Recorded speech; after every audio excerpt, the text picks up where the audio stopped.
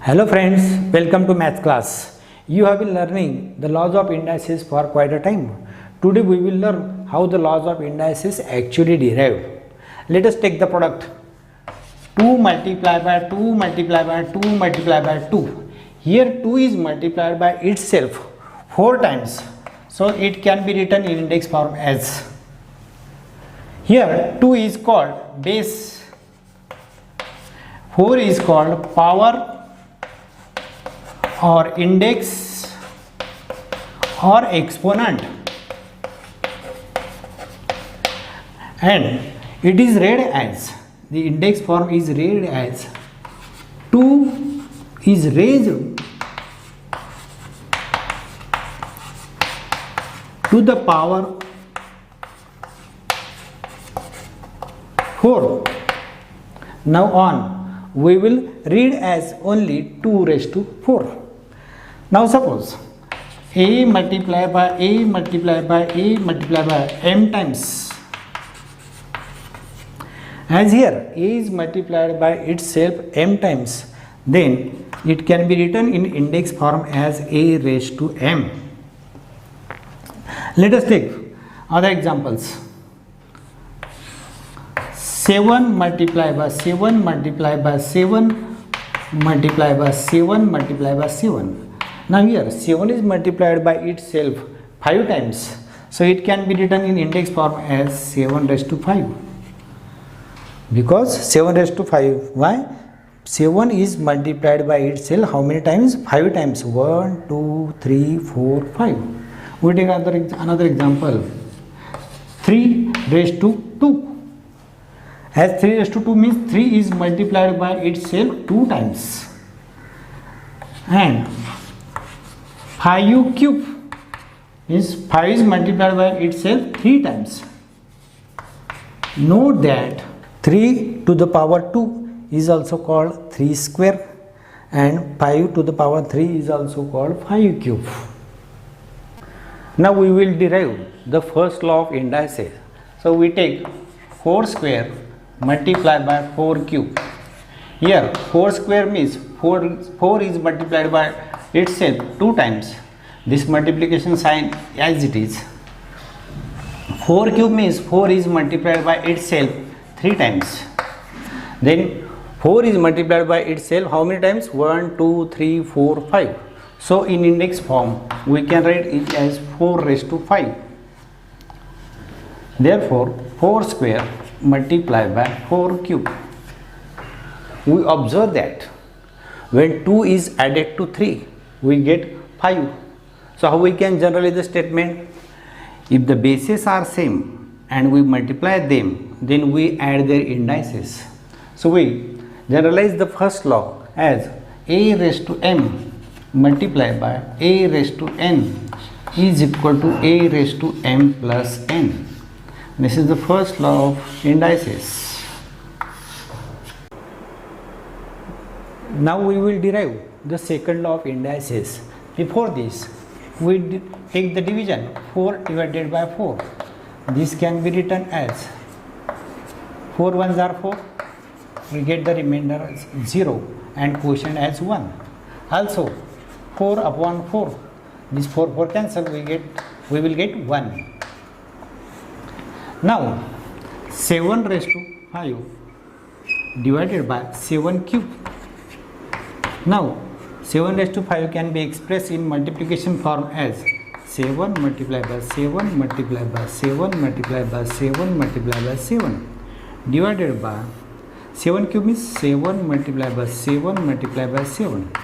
Now this can be written as 7 upon 7 into 7 upon 7 into 7 upon 7 into 7 multiplied by 7. We cancel here 4. Similarly we cancel here 7. So we get 7 multiplied by 7. How we can write this in index form? 7 multiplied by 7 square.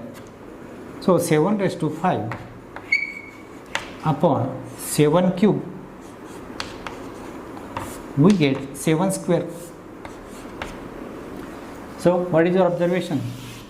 We observe that 5 minus 3 we get 2. Therefore we can generalize the statement as if the bases are same and we divide them, then we subtract their indices. Therefore 7 raised to 5 upon 7 cube is equal to 7 raised to 5 minus 3. So we generalize the second law as a raised to m upon a raised to n is equal to a raised to m minus n. Here index of numerator is 5 and index of denominator is 3. Here 5 is greater than 3. So we get a raised to m minus n when m is greater than n. Now we write denominator in numerator and numerator in denominator. 7 cube upon 7 raised to 5 is 7 cube is 7 multiplied by 7 multiplied by 7 divided by 7 multiplied by 7 multiplied by 7 multiplied by 7 multiplied by 7. So we cancel this 7 7. We get 1 upon 7 into 7 means 7 square. Therefore 7 cube upon 7 raised to 5. So we can generalize the second law as a raised to m upon a raised to n is equal to 1 upon a raised to n minus m. Here we observe that m is equal to 3 and n is equal to 5. We get 1 upon a raised to n minus m means index of denominator is greater than index of numerator. So we write here n is greater than m. So in second law we get the two conditions.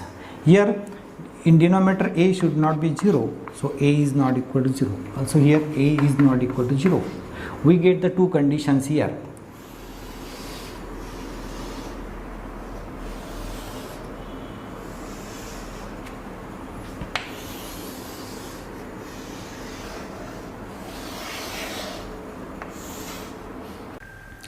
Now we will learn to derive the third law of indices. Before this, we take the product 4 multiplied by something is equal to 4. Then what is the value of something here? It is 1, because in multiplication, if any number is multiplied by 1, then there is no change in that number. So 4 multiplied by 1 is equal to 4. Therefore the value of something is 1 here. Now we know first law of indices, a raised to m multiplied by a raised to n is equal to a raised to m plus n.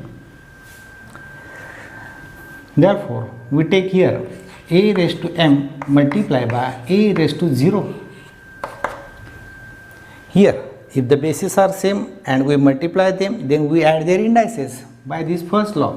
So m plus 0, and therefore a raised to m multiplied by a raised to 0 is equal to m plus 0 means m. So a raised to m. Therefore a raised to m multiplied by a raised to 0, we get a raised to m. So value of a raised to 0 is 1, because 4 multiplied by 1 we get 4. Similarly, a raised to m multiplied by a raised to 0, we get a raised to m. Therefore value of a raised to 0 is 1, where a is not equal to 0.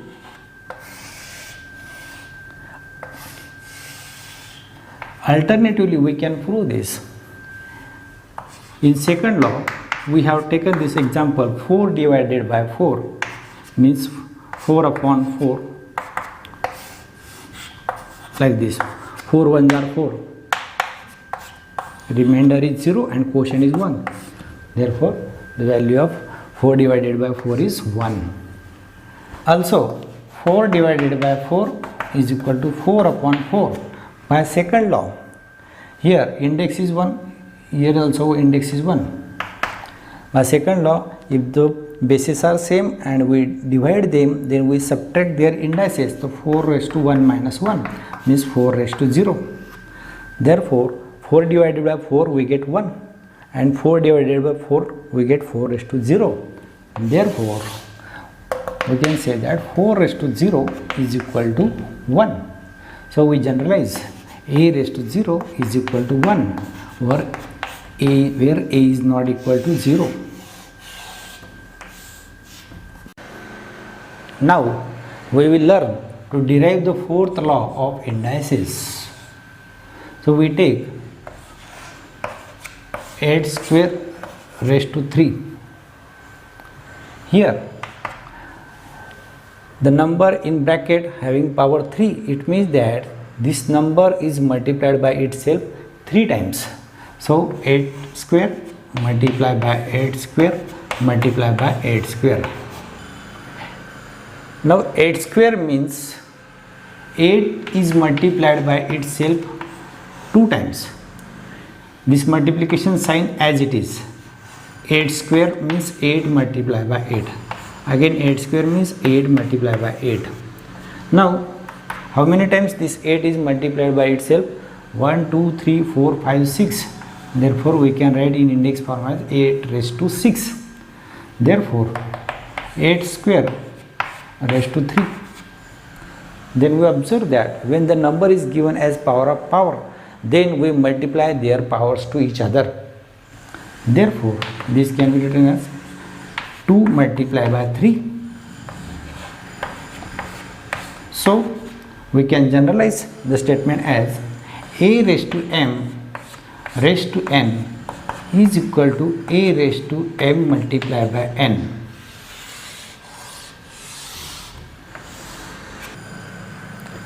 Now we will learn to derive the fifth law of indices. So we take 2 multiplied by 3 raised to 4. Here bracket has power 4, it means that it is multiplied by itself how many times? 4 times. So 2 multiplied by 3 multiplied by 2 multiplied by 3 multiplied by 2 multiplied by 3 multiplied by 2 multiplied by 3. Now all the terms are in multiplication, so we can withdraw the bracket. 2 multiplied by 3, 2 multiplied by 3. Now multiplication is commutative, so we write 2 multiplied by 2 multiplied by 2 multiplied by 2 multiplied by 3 multiplied by 3 multiplied by 3 multiplied by 3. Now 2 is multiplied by itself how many times? 4 times. So we write in index format 2 raised to 4 multiply by, here 3 is multiplied by itself how many times? 4 times. Therefore we write 3 raised to 4. Therefore 2 multiplied by 3 raised to 4. Therefore we observe that if two numbers are in multiplication having a whole power, then we can separately assign the power to both the numbers. Therefore we can generalize a multiplied by b raised to m is equal to a raised to m multiplied by b raised to m. Now we will learn to derive the sixth law of indices. 7 upon 3 raised to 4. Here bracket has power 4. It means that it can be multiplied by itself 4 times. 7 upon 3 to 7 upon 3 multiplied by 7 upon 3. Now in numerator 7 multiplied by 7 multiplied by 7 multiplied by 7 divided by 3 multiplied by 3 multiplied by 3 multiplied by 3. Now numerator can be expressed in index form as 7 raised to 4 divided by 3 raised to 4. Therefore 7 upon 3 raised to 4.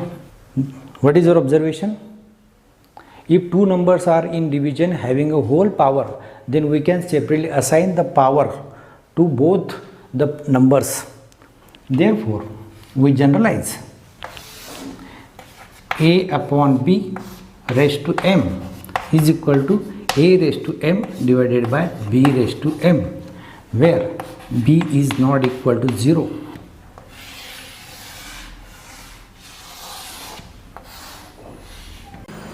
Now we will learn to derive the seventh law of indices. Before this, we take the fraction 2 divided by 3. This is multiply by 2 to numerator and denominator, we get 4 upon 6. This is equivalent fraction to 2 by 3. If we divide again by 2, then we get 2 upon 3. So for any fraction or any number, we multiply the same number and divide the same number, then there is no change in that number. So here a raised to minus m is a raised to minus m upon 1. Now we multiply and divide by a raised to m. So in numerator, a raised to minus m multiplied by a raised to m divided by 1 into a raised to m. Now in numerator, bases are same and we multiply them, then we add their indices, a raised to minus m plus m divided by a raised to m, and therefore a raised to minus m is equal to a raised to 0 upon a raised to m, and therefore a raised to minus m is equal to a raised to 0 means 1 upon a raised to m, where a is not equal to 0.